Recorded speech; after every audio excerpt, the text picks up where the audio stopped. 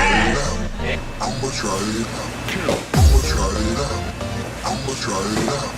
I'ma try it out. I'ma try it out. I'ma try it out. I'ma try it out. I'ma try it out. I'ma try it out. I'ma try it out. I'ma try it out. I'ma try. I keep my spine straight. I'm going to put his weight on my hip very briefly, and I'm going to turn and look over my left shoulder. And that's all you really need to do. The most important part is that I don't roll my back, because then he's going to follow me and I'm going to be taking a lot of weight. If you do this correctly, you should be able to do it in phases. Phase 1, step in, pull him off balance. Then bring my feet together. Doesn't matter where my leg is, okay? If I put this out here, that's fine.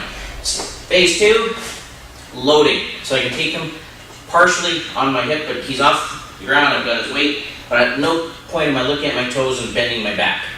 And then from here, I just look over my shoulder, and basically rolls over my hip. Okay, simple hip throw. We'll do it from the other side. You will need to do this on both sides as well. So again, you might be in a situation where you're grappling, or you might even just come in for a throw. All right, we'll take it in from, say, a punch. Or here, I'm going to come in and set him up with some strikes. Maybe I throw that palm heel. He's going back. I'm just going to reach in and grab this arm, reach around his hip, stick my leg out, boom, over he goes. All right, super easy technique. Very effective if somebody is coming at you as well. So if they try to push you, take this, let them come in. You can put them down as slow or as hard as you want. You're going to block here. I'm going to reach up right at the elbow. I'm going to hit down with the bone of my wrist into that elbow joint, and I'm pushing with my wrist. I'm not grabbing it, okay? Push it with the wrist, snap. I keep my elbow in the direction I want him to go, and I grab my other wrist, just like this. Okay, so if we turn around in a circle so you can see it, if I keep my elbow out here, he'll straighten his arm, and he'll get out. So I keep my elbow bent, then he can't straighten the arm. His arm can't go anywhere else but where I go.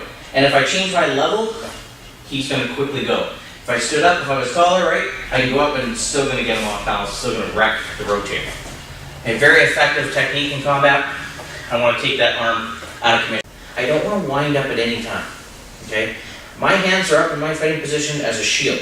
This is my defense. This is going to be 90% of your defense. This is having your hands in the right position, your shoulders up, everything relaxed, moving, right?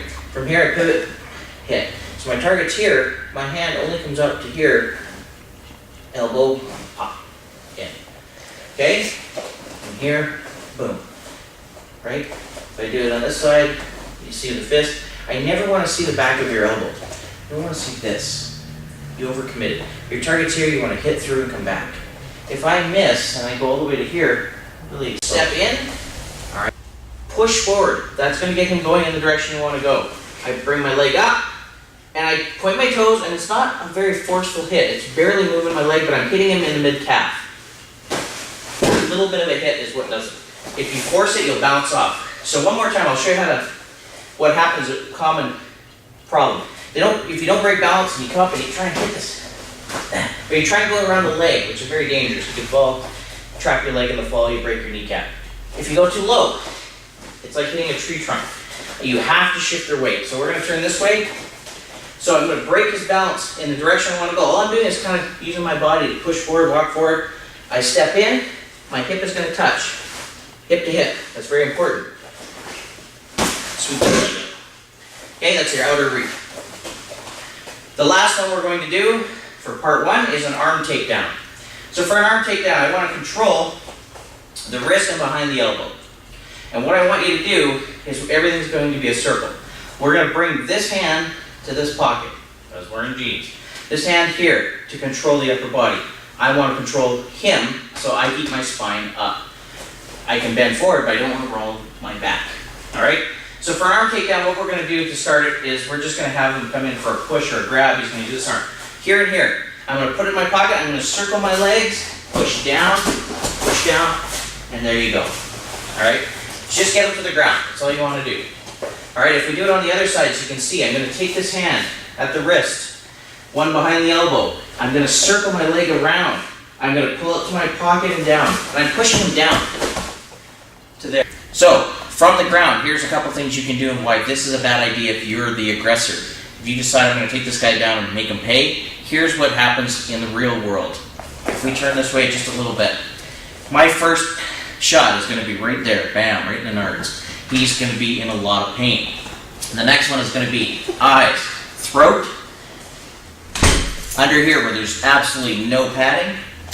All right, and it's going to be all out. When I get into this position, if he goes to strike, defend, strike, throat, eyes. You can hit under here if you need to. Then it's going to be grab whatever you can and pull him over.